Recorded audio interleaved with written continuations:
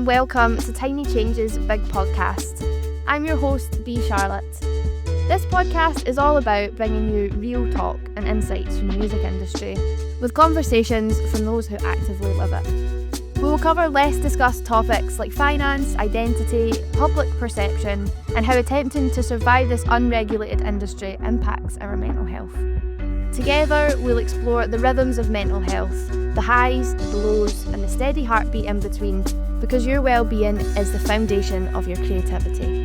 So come on in, everyone's welcome. Before we jump in, a note on our content. This podcast will discuss and explore some difficult subject areas. We want to make sure you're aware of what's coming ahead, so you can decide if you're in a good place to listen and make a healthy decision on how and if you want to consume this podcast content. This episode includes discussions of men's mental health, including depression, anxiety, and PTSD-like symptoms. This also references to drug use from a young age, chronic illness, toxic masculinity, and misogyny in music, online radicalization, racism, and systematic discrimination in the music industry, and discusses the specific trauma of marginalization and industry exploitation. We want to encourage you to think about how you look after yourself during and after the episode, and listener discretion is advised. The views expressed in this podcast are those of the guests and the host and are intended for informational purposes only. They do not constitute professional mental health, legal, or financial advice. So now you know what's ahead. We hope you join us and enjoy this episode. Today, we're having a conversation that doesn't happen nearly enough. We're talking about men's mental health in the music industry, the silence, the pressure, and why it's often so hard for men to ask for help. We're going beyond the stage lights and into the real, raw, and honest parts of the journey. I'll be guided through this topic by two incredible artists who are not only shaping sound but shifting the culture by opening up about their own journeys. I'm delighted to welcome our two guests, Lloyd Luther, an artist whose music's featured in Netflix's Top Boy, being praised by Noel Gallagher, a MOBO Unsung finalist, and also a mental health advocate. And we also have Bemz, who's an artist, a festival organiser of his own festival, M4, and is involved in lots of local causes, including the M4 Cup and ourselves, Tiny Changes, where he recently performed at Pop Mutations. Thank you so much for that, Bemz. Today, we're obviously talking about men's mental health in the music industry, the silence, the pressure, why it's often so hard for men to ask for help and for it to be the topic of conversation. We would love to start at the beginning, if that's all right with you. And it'd be great if you were up for sharing what your experiences with mental health were like growing up and then entering the music industry as well. Both our guests today have spoken really openly about how music is an outlet for you as well. But what was that like? What was that like growing up in the start of mental health and then into the music industry? I think my mental health to start off with was masked by smoking weed, and I think because I was so into doing that, I kind of never dealt with my mental health until I kind of slowed down with any type of drugs in it. So like as soon as I slowed down with some of the drugs that I was taking, that's when, and I started quite young in it. So I started like 14 that I was like taking drugs, and then I think I got more into music probably about 16, 17, 18, but I never took it quite serious. So it was kind of like just something that I used to just do as a hobby to kind of let my anger out or let any issues that I've got out. So I would just write lyrics and learn how to make beats to kind of have some kind of thing that's mine in it. And I really used to play it to myself or my group of friends. And then that's kind of what it was. I never really took music serious for it to be something that I do for a living at the start anyway. It was more like going to the gym. You know, when I was pissed off with something, I'd just be like, oh, I'm going to write a lyric or I'm gonna like make a beat or something. It was something that like was just mine, that was kind of not really to do with the outside world that I was in, I think. And was there a moment then when you realised that actually creating this music and in any of the form or being creative in that way actually helped with how you're struggling with mental health as well? Was there a moment where you thought, right, this can be an outlet and something more than just a hobby? It's kind of when I started to get feedback for it. So it was when it was, because I used to write lyrics about some like stuff that my mates have told me, like shit that they're going through, you know, that people had, that I knew from what I was doing was going through, and stuff, my own stuff, obviously. And then when I found out that people actually vibe with that kind of stuff, is when I first started performing, and then people were coming to tell me about my lyrics, and then I was like, oh, I thought that, I didn't think this would resonate with anyone. I didn't even think about it resonating. I just thought this is between me and my mates. Like, this is stuff that we go through, so I'm just gonna write about this. And yeah, that's when it made me think, maybe this is something I can do that might actually help people as well. I guess for me, it's quite an interesting thing because growing up, mental health wasn't really a thing. It wasn't something that I thought about. I knew I was angry. I knew that I was like sad the most and stuff like that. But like, I never really had a name for that. Do you know what I'm saying? Obviously, then moved up to Scotland, and that was kind of the exact same. But it wasn't until it got to a point where, I guess, breaking point, when you end up in a doctor's, you're getting meds, and they're telling you that you're like mad, depressed, and anxious and stuff like that. Then you're like, oh damn, okay, that actually makes sense. That makes sense as to why I was feeling like this way back when, or that's why I was feeling like that, or whatever. Do you know what I mean? But obviously, growing up in a predominantly African home and stuff like that, that wasn't ever really like it wasn't like a thing. Do you know what I mean? And I feel like a lot of people still go through that. A lot of people still feel that right now, where like it's as if it's still borderline like a taboo subject, right? And if it wasn't a taboo subject, we wouldn't be here talking about it or trying to get our young men to actually be open about it. And that's 2025. Do you know what I mean? Like, like I'm talking like, well, I was born in '94. Do you know what I'm saying? And there's been a taboo, statement since way back then, and I'm guessing even way before that. Do you know what I mean? So yeah, so it's not ideal, it's not great, but yeah, my journey with it has been well, I guess it's been my journey, I guess. Do you know what I mean? Because as negative as it has been, I don't think I would be in the position that I am and be the person I am wasn't it today without it. So I don't really want to like talk negative on it. But yeah, I struggled a lot, still struggle a lot. But yeah, I'm very grateful that I found music and I found, the right group of people around me who make it okay for me to talk about how I feel, because it wasn't necessarily always the case. And did you feel like, was music always something that you used as an outlet, or was there a particular moment where it kind of became really apparent that like, right, this is something that I need to make music, I need that creativity to help with general life? Like, nah, like, so when I first started rapping, like I said, I just rapped about what I thought people were wanting me to hear, and like, I was rapping about like having money and like, doing things that I definitely was not doing.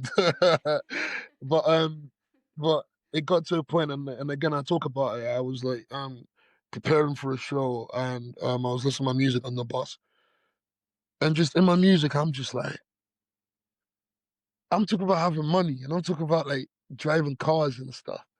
And I'm sitting on a bus, and it just don't even make sense. Do you know what I mean? And it was from that moment that I realized that I actually had to draw more from like my story and my life and stuff.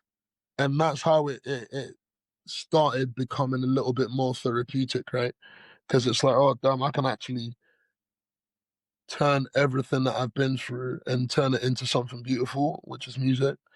And then obviously then COVID hit, and then that, yeah, really, really doubled down on that. And I guess it was very important for me because people actually bought into it. because it's actually hilarious. Where it's like, if there's one thing that people can relate to, is feelings. Like, not all of us have £1 million, not all of us drive cars, not all of us live in big mansions, not all of us have access to that, right? But the one thing that all of us have access to is feelings, right? Like, the way I'm sad is the way you're sad. Do you know what I mean? The way I'm happy is the way you're happy, right? And it's so funny, when I started making music like that, that's when it actually started sticking more, you know. But yeah, I guess over the years of growing up and stuff like that is when I've actually really, really, really, really doubled down on using music as more of like an outlet. But I say that, and I guess I have to like put the counter on it, that it's not even necessarily even using music as a journal just to be sad.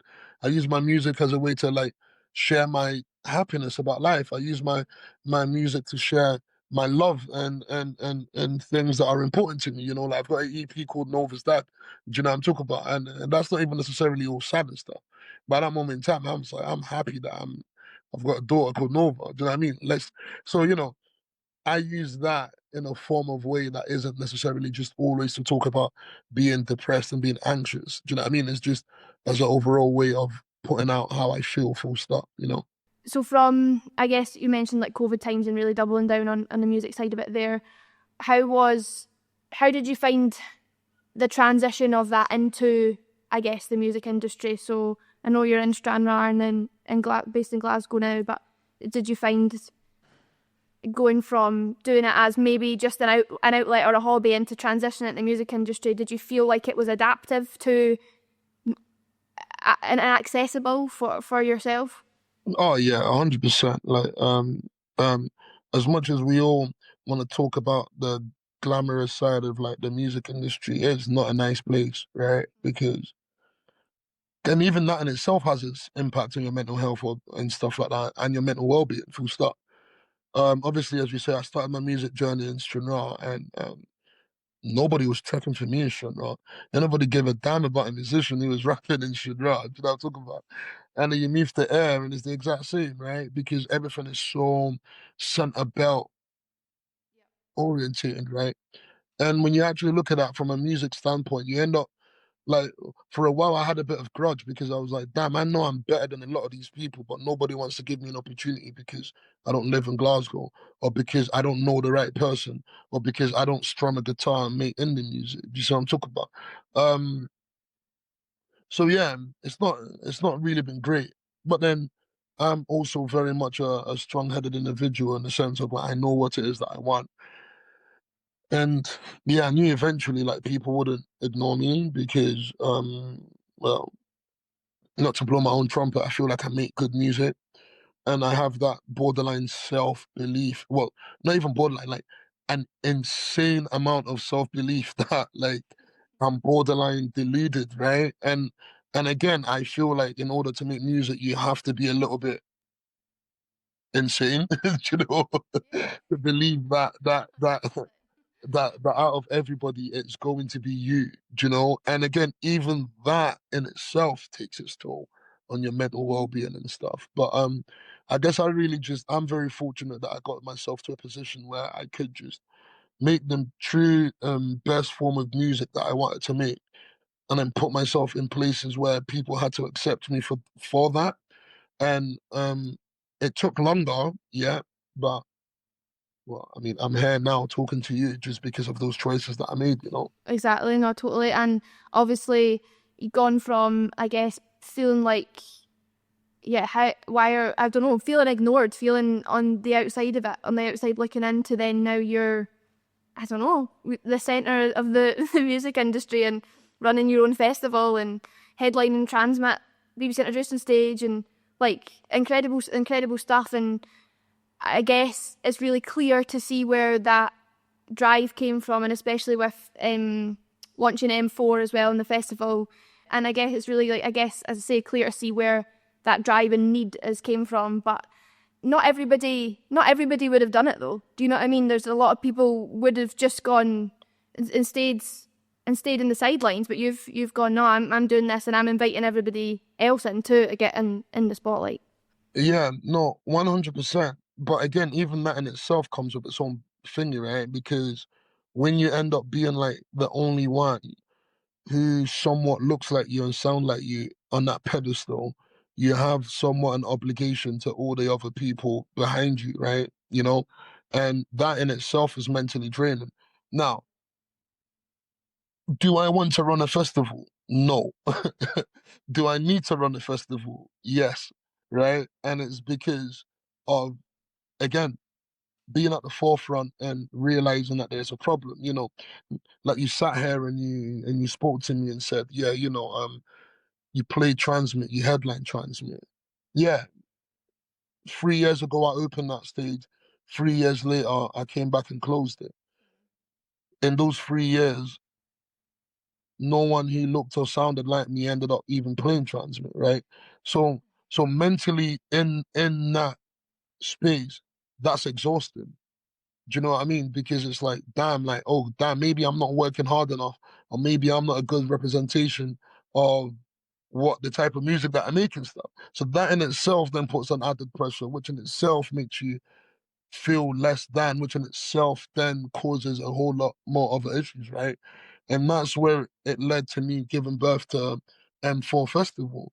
So I'm where I'm like, if I can't at least get used in this door, then damn, let's just make our own table and let's just build from that and give people. But that again in itself comes with its own stresses and its own dauntingness of it as well.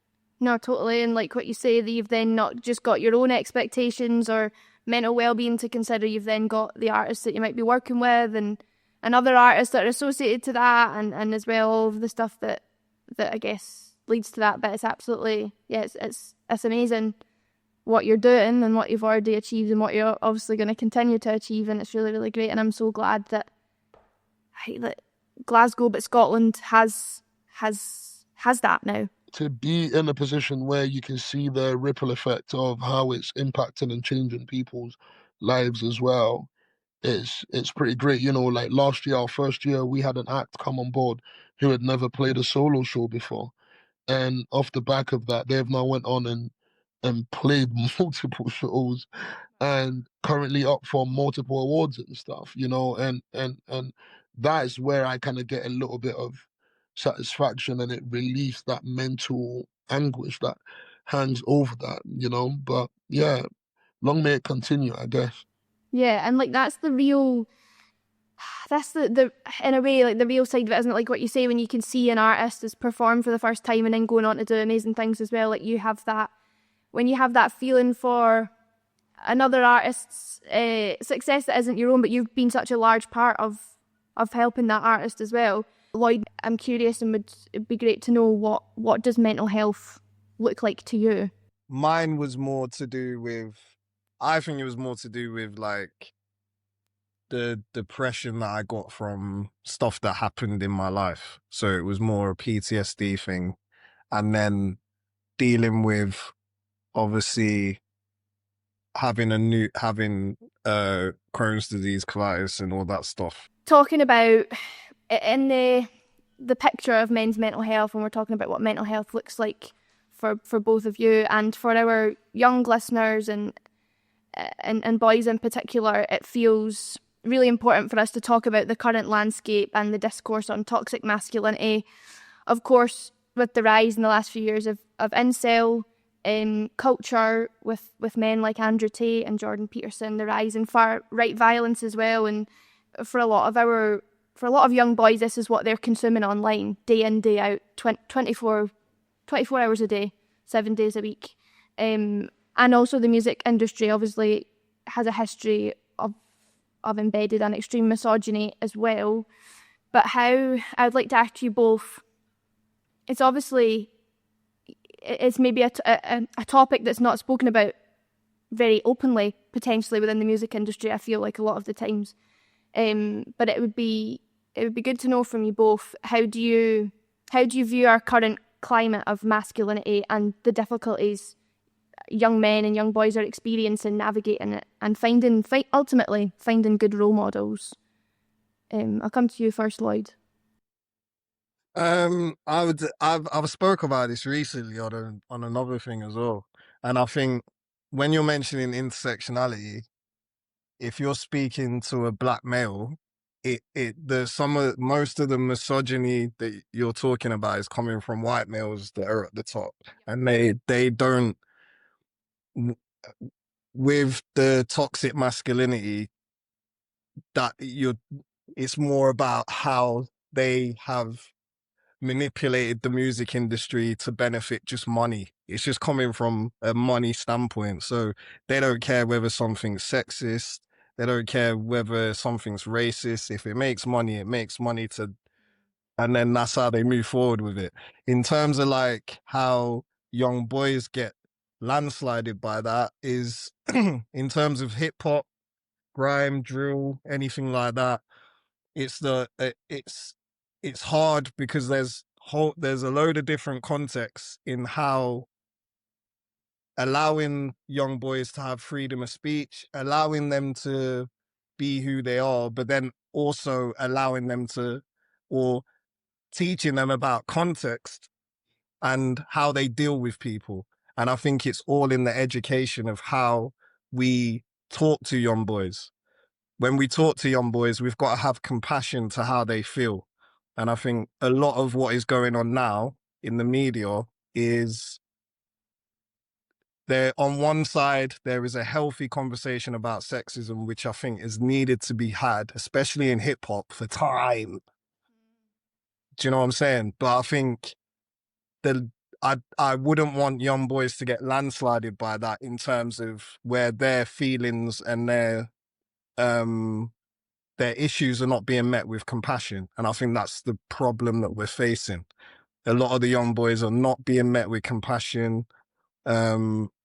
There is, when you look at young boys, you've got to look at them with the context of what intersectionality is and what their struggles are and what backgrounds they're from.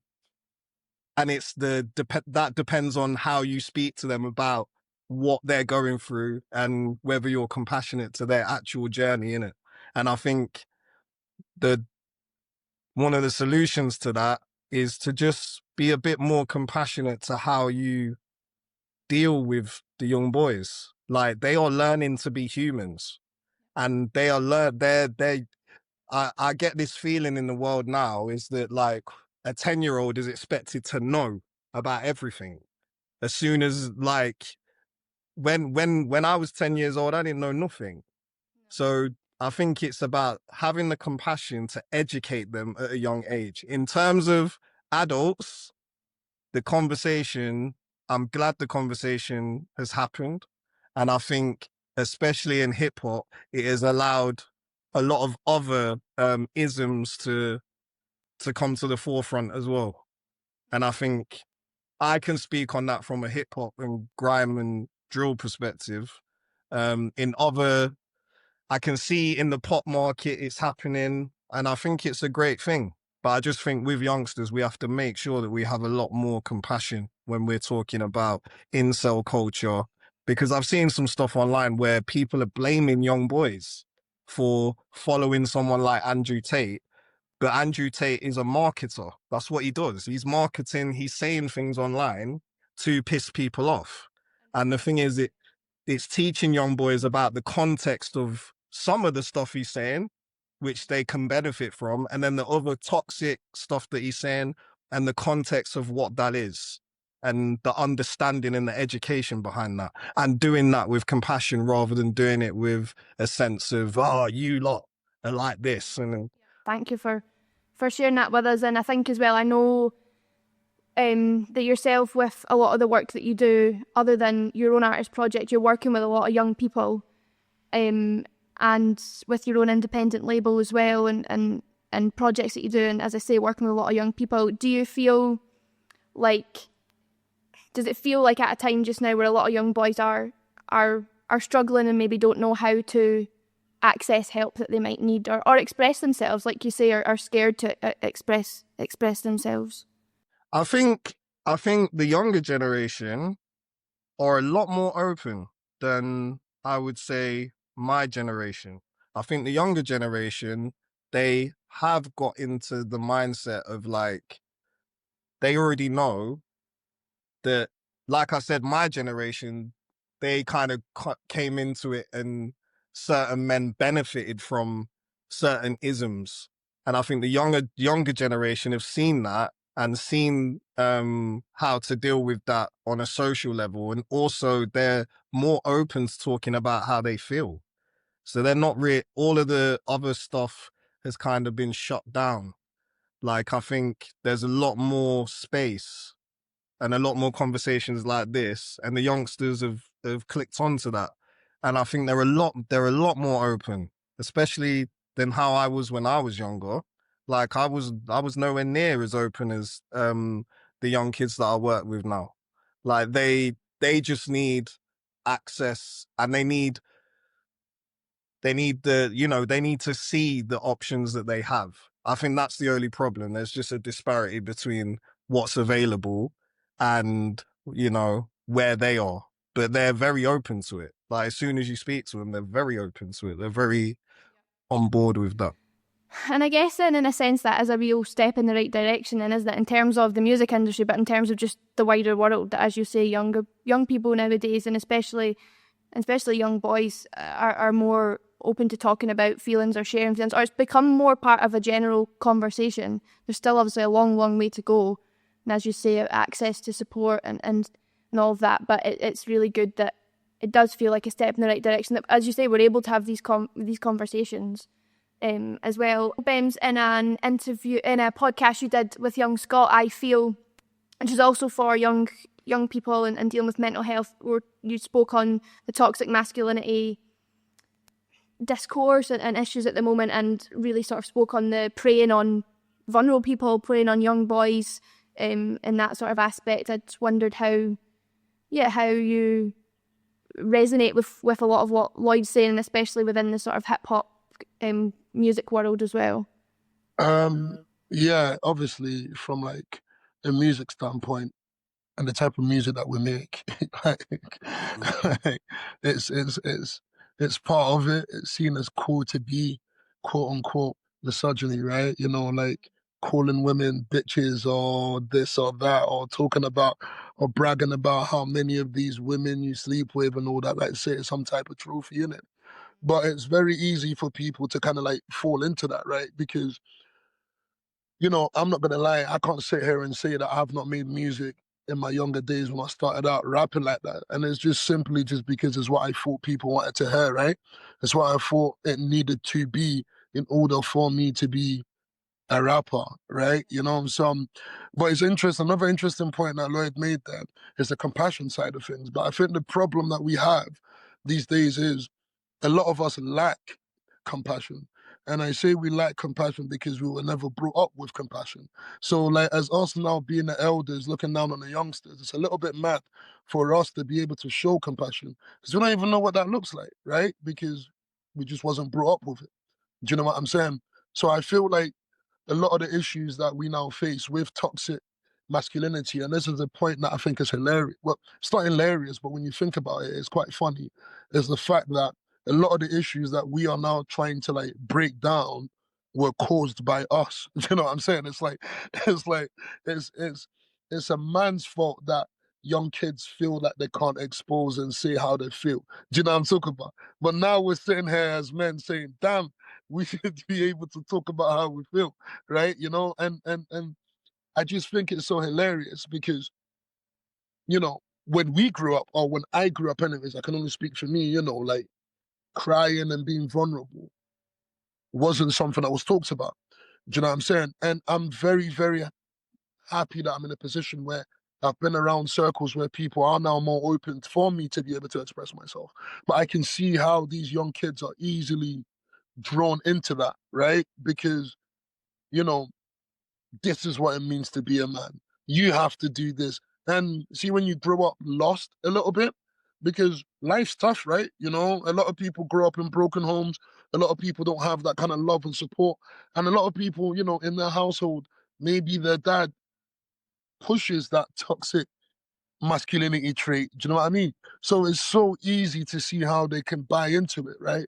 And I feel like for us, it's why things like this is important, especially for like quote unquote elders and like role models who people kind of look up to, for us to be very vocal about how, yeah, like this ain't how life should be, innit? Do you know what I mean? Like, and this isn't the right way.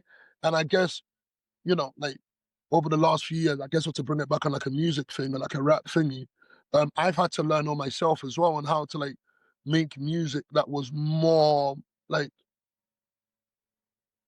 more feeling orientated rather than like material things orientated, right? And I felt that with that you've been able to like well, I've been able to put across how important it is to be okay with not being okay, or be okay with feeling a little bit um vulnerable, I guess. But I also see it as more, it's not just a hip hop thing though. Like, and it's not just a kind of like black music thing, because when you look at the land scale of just the music scene in general, like how many times are people going to talk about how most of your festivals are mainly male led? How many times are people going to fight all these battles and stuff like that?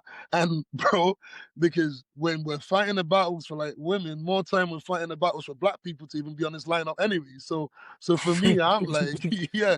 So it can't just be a hip hop thing. It's like an actual music thing, right? End of the day, a lot of this stuff is gonna happen because it makes money, whether it's for the likes of like Andrew Tate just talking nonsense just because they know it's going to sell, whether it's the head and the power that be booking the same consistent white male-led bands and stuff like that, rather than them actually investing into the culture and investing into change.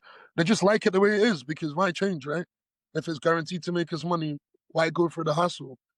So yeah, it's sad, but at the same time, it's very important that young people look outwards and look further than what's being pushed online.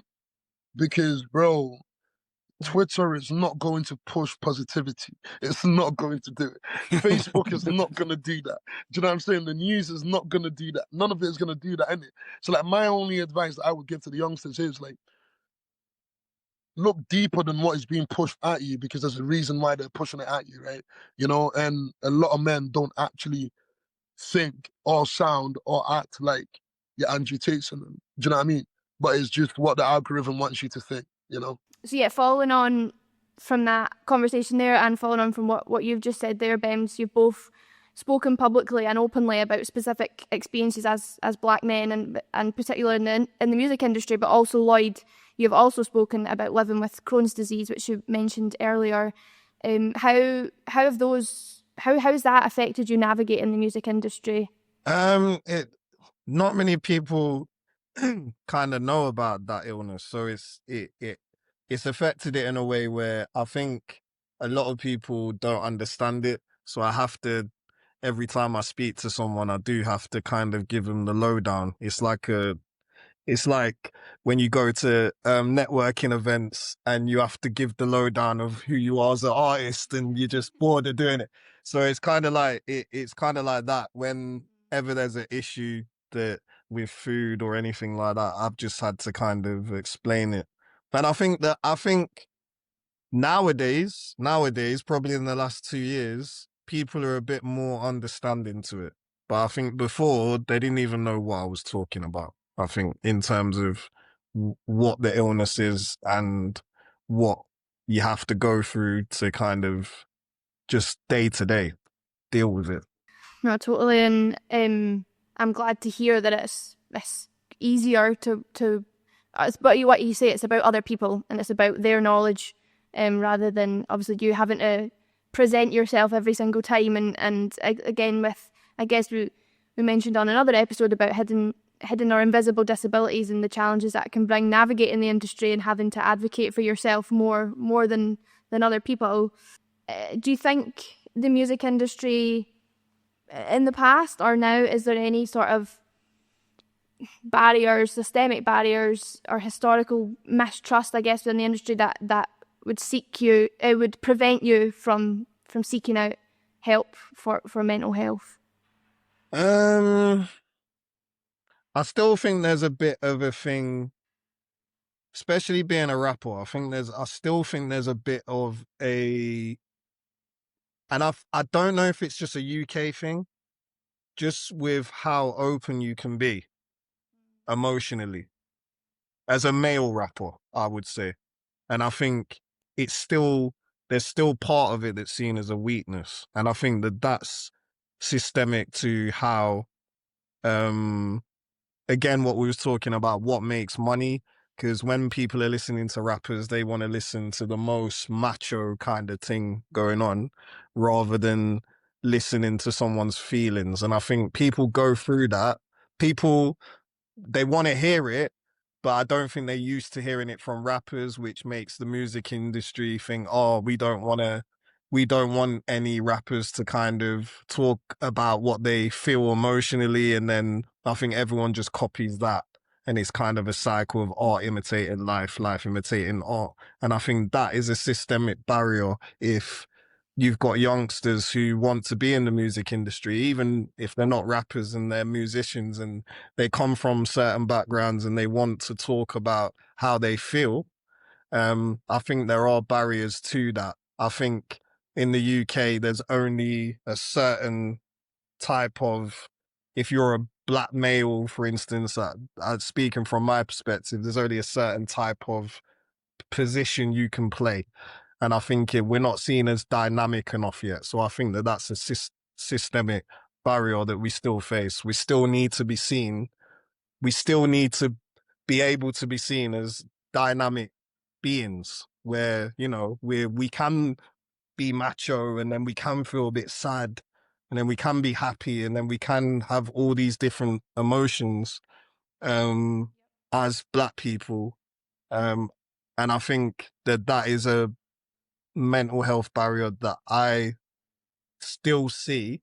I mean, coming from myself as an artist, because I'm in a certain position where I feel like I don't need to answer to the industry too much, but I do know artists that they have to answer to the industry and they still feel kind of boxed in into certain roles that they're playing.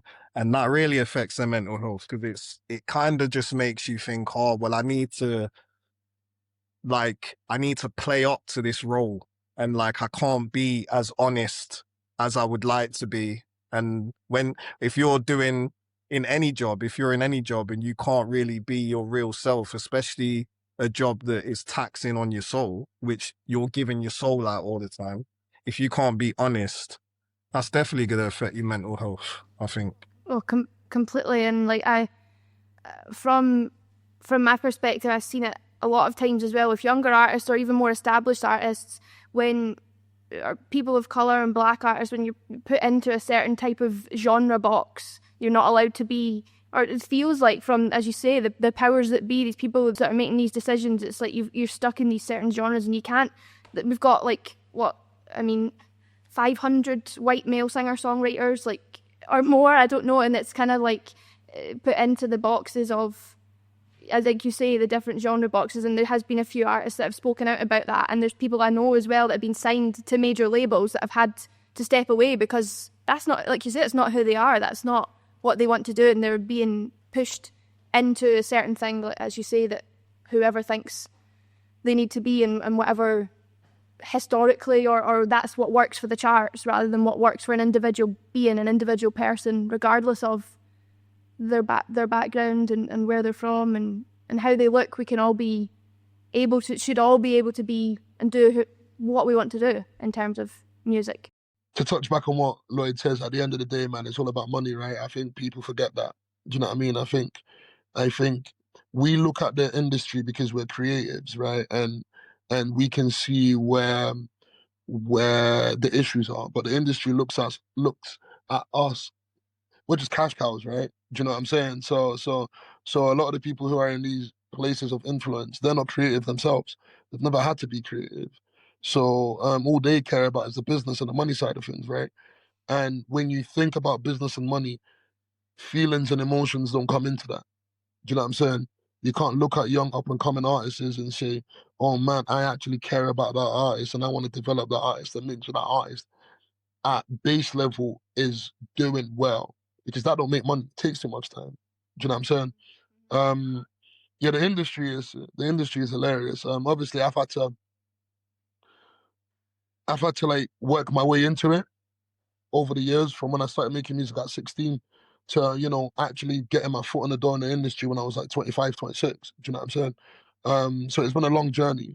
But again, even within that, even nowadays, it's actually quite hilarious because there's even battles going on even within our rap community, and people asking what's the definition of, like, Scottish rap. Do you know what I'm saying?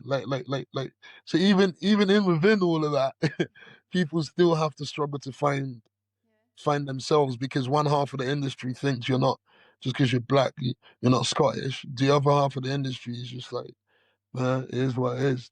So yeah, it's all interesting, it's all fun, but the industry is not, in in in in nicer terms, the industry is not necessarily a safe and inclusive space, but I don't think you're going to find a safe and inclusive space anywhere. So that's why I'm a big advocate of being able to just, you know, create your own spaces with your own people and just push on from them. We've obviously talked about the struggles of mental health and the real hard parts of it, and especially within the music industry. But you're both here and you're both speaking out and you're both still creating. And so talking about moving forward, what are the things that's actually helped you navigating your mental health in the music industry? Is there anything in particular you tell your younger self from the position you're in now in regards to navigating with mental health? Yeah, I would say you gotta find your tribe. I think you gotta find the people who you resonate with, and I think that's the best kind of thing that will help your mental health. Like there's a lot of people in the music industry who you're not gonna get on with, and you're not gonna resonate with. And I think it is a business at the end of the day, and a lot of people are very business mindset. And I think if you have to be aware of that when you go into it, that there is a context of how you sit in the music industry in it. I think what has helped me is just finding my tribe, finding people who are open and not really dealing with people who are very rigid and they don't kind of have any scope, and they kind of want to just focus on the money, and they don't think this is a soulful enterprise rather than it just being a money churner. And I think some people may lean more towards the business side. I've kind of leaned more towards like that side of the business where it is more about the art and more about kind of, yeah, we can make some money, but we're going to deal with the artistic element of it. And I think that that's really helped my mental health. And that's where I kind of see the music industry going, because I think there's only so much that mentally we can hold up this whole capitalism music industry that we've had going for the last probably nearly 100 years. Like, we can't hold it up. As humans, we're emotional beings, like, and this is an emotional outlet. And I think this is why we're seeing the rise of such more independent artists, and even majors are signing up independent labels and things. Do you know what I'm saying? I think it's to do with the fact that as artists and as the public who are listening, they're realizing, and they're more compassionate towards the artists as well. They understand that they're doing a job, and they understand that they have feelings. Music, as well as it's lost its mysterious element where we had the Michael Jacksons and all this stuff, we've kind of gained this other bit where, through artists being more open and the public being more open, I think we're going to create a better environment to create art. And I think that is so much better for mental health in general, I think. Totally. And yeah, really, really thank you for for sharing that. And it's really good to know that despite the challenges and despite the difficult things and things that we've spoken about today, that there is a bit of positivity, and it's like because of people like yourselves that are talking out about this and making it mainstream conversation. I'll tell my younger self, don't get in the industry. Nah, I'm joking. I tell my younger self, like, again, like, it's every single thing you're feeling, every single sadness, badness, it's all okay, and it will all be okay. And like, yeah, I wish I found a supporting network younger than what I actually did, because that changed my life, So I would tell my younger self, you don't always have to be around the same people just because they're the people who you have access to. That, like, the world is a big place. There's more people who think like you and act like you outside of the norm. So go find that tribe, because in that tribe is where you find happiness, you know. Yeah, and then I guess, yeah, just have more grace with yourself as well. So that's the kind of advice I'd give my younger self. We ask all our guests if you could recommend one tiny change, whether it's something young men can do today, tomorrow, or something that you would like the industry to change. Allow people to have conversations. That's it, like, and learn.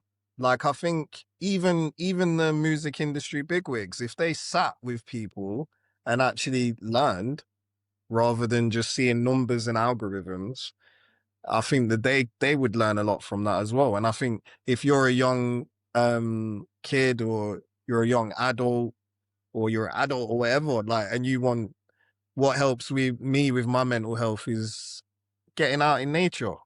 I know that sounds generic, but it's like that kind of helps me a lot.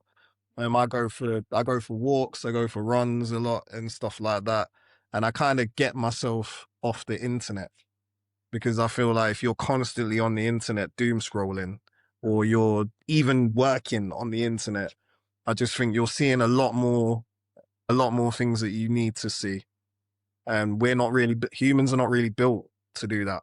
So I think that's one piece of tiny change that I would give. Like, get outside, get away from the internet. The only thing, I don't even know if I would change, but I just wish more people were the change that they wanted to see in the industry. Do you know what I mean? I think it's very easy for us to sit here and say, we would change, we will this, but if you're not actively being that change as well, then it's never going to happen, right? So I guess, yeah, it would be for more people to stand on their words more and actually put it more into action, rather than just talking about it and hoping that someone else would do it for them and then start that thing in it. Yeah, because I feel like that's a lot of things that happen in the industry. People sit and talk about the problems, people sit and talk about what needs to change, but people don't actively go out and be the change or support the change. Do you know what I'm saying? It's like we can all sit here and talk about it, but when there's organizations, making events and stuff like that, that combats this. Are people going and supporting that? Are people amplifying the word of that? Do you know what I'm saying? So I guess for me, yeah, that would be it. Like, more people to stand on business and, like, stand behind the word and actually be the change as well. Exactly, no, totally, and that's really, it's just so important what you're saying, and that's what you both are doing, and we really, really appreciate that and everything you've done and are continuing to do, and really, really appreciate your time and everything that you've shared today. It's just gonna be so crucial for anybody listening and watching. So I really, really appreciate it. Thank you so much. Thank you both so much for your honesty, your vulnerability, and for using your voices to break down these harmful silences. To our listeners and viewers, if today's episode sparked something in you, please know that you are not alone. If you're struggling, please reach out, speak to someone you trust, or access support through your GP, and there are a lot of organisations out there, including Music Minds Matter, that are ready to listen and help. We will link to all of these resources in the episode description. Until next time, stay safe, stay curious, and keep making tiny changes that lead to something big. If you've been affected by anything that came up in today's episode, you can find a list of resources for reaching out for help in the episode show notes or you can check out Tiny Changes support page at tinychanges.com/support. Thank you to our great host, B. Charlotte. Music produced by the brilliant Barry Jackson. Podcast artwork by the amazing Berwin Muir. Technical production by the very talented Ross Sloan. This podcast was created and produced by Kayla Megan Burns and Nina Avisoria for a Tiny Changes pilot production.